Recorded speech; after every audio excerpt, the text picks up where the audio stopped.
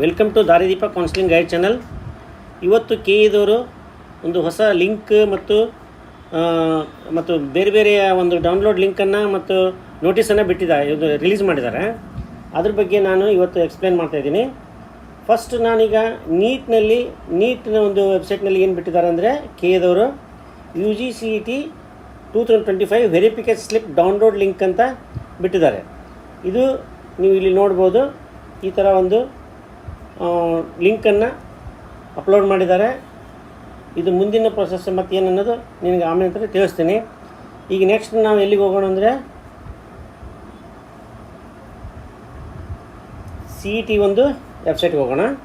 CETಯಲ್ಲಿ ಮೊದಲನೇದಾಗಿ BSc nursing, B pharma ಮತ್ತು pharma D ಕೋರ್ಸ್ಗಳ ಅಂತಿಮ ಸುತ್ತಿನ ಸೀಟು ಹಂಚಿಕೆ ಅಂತ ಒಂದು ನೋಟಿಸನ್ನು ರಿಲೀಸ್ ಮಾಡಿದ್ದಾರೆ.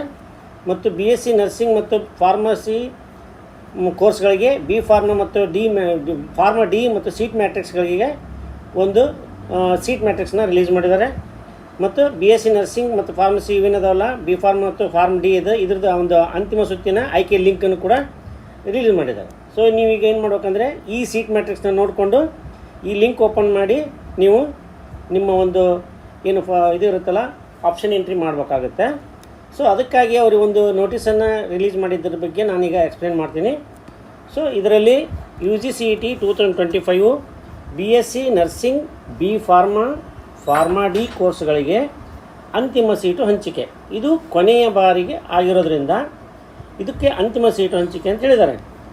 ಸರ್ಕಾರಿ ಅಧಿಸೂಚನೆಯ ಪ್ರಕಾರ BSc ನರ್ಸಿಂಗ್ ಸೀಟುಗಳ ಜೊತೆಗೆ ಹಿಂದಿನ ಸುತ್ತುಗಳಲ್ಲಿ ಸೀಟುಗಳ ಹಂಚಿಕೆಯ ನಂತರ ಭರ್ತಿಯಾಗದೆ ಉಳಿದಿರುವ ಮತ್ತು ರದ್ದುಗೊಂಡಿರುವ ಹೊಸದಾಗಿ ಸೇರಿಸಲಾದ B ಫಾರ್ಮಾ ಮತ್ತು ಫಾರ್ಮಾ D ಮತ್ತು BSc ನರ್ಸಿಂಗ್ ಅಂದರೆ ಹೊಸದಾಗಿ ಕಾಲೇಜುಗಳು ಸೇರಿಕೆ ಆಗಿರ್ಬೋದು ಅಥವಾ ಸೀಟುಗಳನ್ನು ಹೆಚ್ಚಿಗೆ ಮಾಡೋದಾಗಿರ್ಬೋದು ಅಥವಾ ಉಳಿದ ಸೀಟುಗಳಾಗಿರ್ಬೋದು.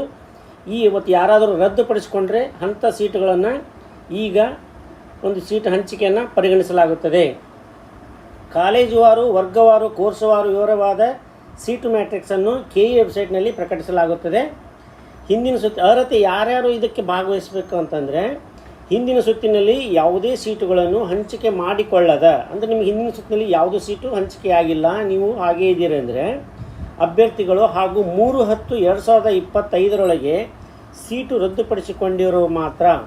3/10/2025 ಅಂತಂದರೆ ಈ ಒಂದು ಡೇಟ್ನೊಳಗೆ ನೀವು ಸೀಟೇನು ರದ್ದು ಮಾಡಿಸ್ಕೊಂಡಿದ್ದರೆ ಈ ಸುತ್ತಿನಲ್ಲಿ ಭಾಗವಹಿಸ್ಬೋದು.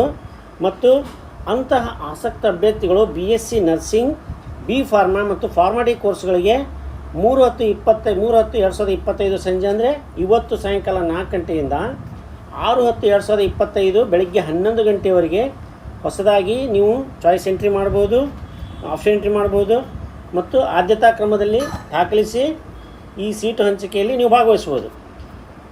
ಹಿಂದಿನ ಸುತ್ತುಗಳಲ್ಲಿ ದಾಖಲಿಸಿದ ಇಚ್ಛೆ ಆಯ್ಕೆಗಳನ್ನು ಪರಿಗಣಿಸಲಾಗುವುದಿಲ್ಲ. ಅಂದರೆ ನೀವೇನಾದರೂ ಹಿಂದಿನ ಸುತ್ತಿನಲ್ಲಿ ನೀವೇನಾದರೂ ಎಂಟ್ರಿ ಮಾಡಿದ್ದಿದ್ರೆ ಅದು ಈಗ ಲೆಕ್ಕಕ್ಕೆ ಬರೋದಿಲ್ಲ.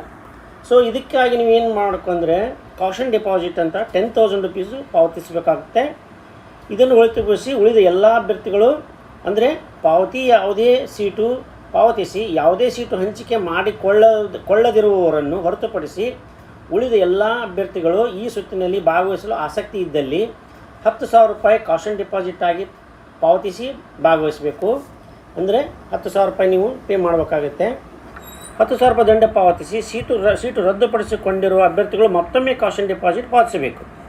ಯಾರಾದರೂ ದಂಡ ಪಾವತಿಸಿ ನೀವು ಸೀಟ್ ರದ್ದುಪಡಿಸಿಕೊಂಡಿದ್ದು ಸಹಿತ ನೀವು ಮತ್ತೆ 10,000 ರೂಪೀಸು ಪೇ ಮಾಡಬೇಕಾಗುತ್ತೆ. ಸೀಟ್ ಮ್ಯಾಟ್ರಿಕ್ಸ್ ನವೀಕರಣಗಳಿಗಾಗಿ ಅಭ್ಯರ್ಥಿಗಳು KE ವೆಬ್ಸೈಟ್ಗೆ ಭೇಟಿ ನೀಡೋದಕ್ಕೆ ಸೂಚಿಸಲಾಗಿದೆ. ಮತ್ತೇನಾದರೂ ಸೀಟ್ನಲ್ಲಿ ಬದಲಾವಣೆ ಆದರೆ, ಸೀಟು ಖಾಲಿ ಆದರೆ ಅದನ್ನು ನಿಮಗೆ ವೆಬ್ಸೈಟ್ನಲ್ಲಿ ನೀವು ನೋಡ್ಕೋಬೇಕು. ಸೊ ಇದೇನೆಂದರೆ ಇನ್ನು ಅಂತಿಮ ಇದೊಂದು ಲಾಸ್ಟ್ ಒಂದು ಸುತ್ತಾಗಿರೋದ್ರಿಂದ ಈ ಒಂದು ಕಾಲೇಜಿಗೆ ಸಿಕ್ಕರೆ ನೀವು ಕಡ್ಡಾಯವಾಗಿ ಕಾಲೇಜಿಗೆ ನೀವು ಹೋಗ್ಬೇಕಾಗುತ್ತೆ. ಇದರಲ್ಲಿ ಮತ್ತೆ ನೀವು ತಪ್ಪಿಸಕ್ಕೆ ಬರೋದಿಲ್ಲ, ನೀವು ಅದಕ್ಕೆ ಹೋಗಿ ಜಾಯ್ನ್ ಆಗಲೇಬೇಕು. ಸೊ ಇದರಲ್ಲಿ ಈ ಒಂದು ನೋಟಿಸನ್ನು ನೋಡಿದ ನಂತರ ನೀವು ಇವತ್ತು ಸಾಯಂಕಾಲದಿಂದ 6ನೇ ತಾರೀಕು ಬೆಳಗ್ಗೆ 11 ಗಂಟೆವರೆಗೂ ನೀವು ಆಪ್ಷನ್ ಎಂಟ್ರಿ ಮಾಡ್ಬೋದು. ಮತ್ತು ನಾನು ಹೇಳಿದಾಗೆ ಸೀಟ್ ಮ್ಯಾಟ್ರಿಕ್ಸ್ ಯಾವ ಥರ ಇರುತ್ತೆ ಅನ್ನೋದನ್ನು ಈಗ ಹೇಳ್ತೇನೆ ನಾನು.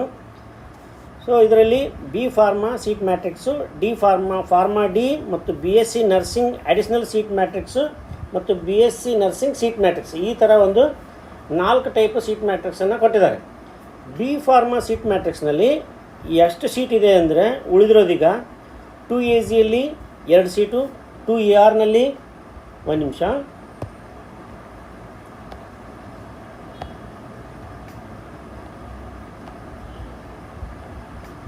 ಟು ಎ ಜಿಯಲ್ಲಿ 2, 2ARನಲ್ಲಿ 1, 2ARನಲ್ಲಿ 1, 2BGಯಲ್ಲಿ 2, 3BGಯಲ್ಲಿ 1, 3BGಯಲ್ಲಿ 1, 3 ಜನರಲ್ ಮೆರಿಟ್ನಲ್ಲಿ 817 ಜನರಲ್ ಮೆರಿಟ್ನಲ್ಲಿ ನೋಡ್ಬೋದು ನೀವು. ಸೊ GMRನಲ್ಲಿ 1, STGಯಲ್ಲಿ 1, ಟೋಟಲ್ ಆಗಿ ನಿಮಗೆ 825 ಸೀಟು ಇಲ್ಲಿದೆ. ನೆಕ್ಸ್ಟ್ ಬಂದುಬಿಟ್ಟು ಫಾರ್ಮಾ ಡಿ ಸೀಟ್ ಮ್ಯಾಟ್ರಿಕ್ಸ್ನಲ್ಲಿ 1Gಯಲ್ಲಿ ಇಲ್ಲಿ ಕೆಳಗೆ ನೋಡಿದಾಗ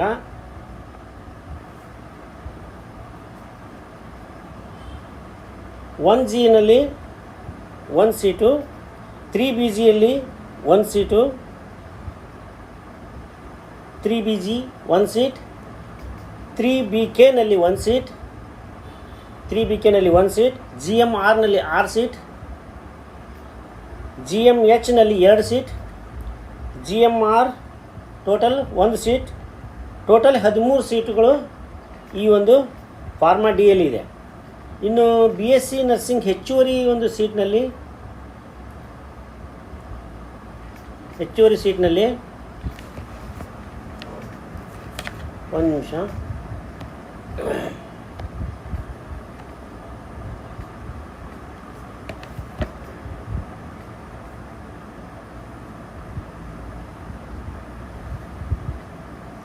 ಕಲ್ಯಾಣ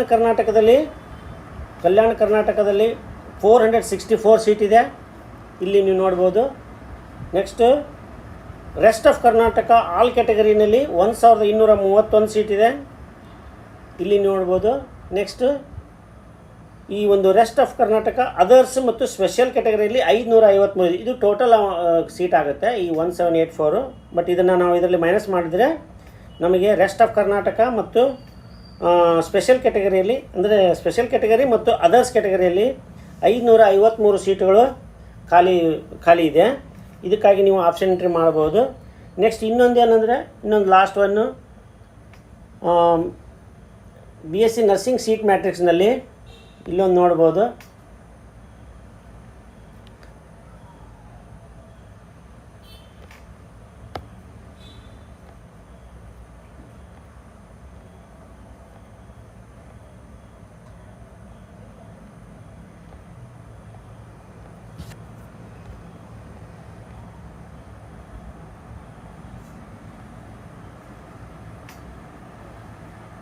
ಇದರಲ್ಲಿ 1Gಯಲ್ಲಿ 6, 1Hನಲ್ಲಿ 1, 1Kಯಲ್ಲಿ 1, 1Rನಲ್ಲಿ 1, 1RH 0, 2AGಯಲ್ಲಿ 17, 2AHನಲ್ಲಿ 5, 2AKಯಲ್ಲಿ 2, 2AKHನಲ್ಲಿ 1, 2ARನಲ್ಲಿ 6, 2BGಯಲ್ಲಿ 4, 2BHನಲ್ಲಿ 1, 2BK ಅಲ್ಲ ಇಲ್ಲಿ 3AGಯಲ್ಲಿ 3, 3BGಯಲ್ಲಿ 9, 3BR 1, general merit 1880, GMH 14 seat, GMK 5, GMKH 1, GMR 7, GMRH 2, SC general 14, SC 4 SCK 1, SCR 3, SCRH 1, STG 4, STH 4, STR 3, total 2001 seat ಉಳಿದಿದೆ.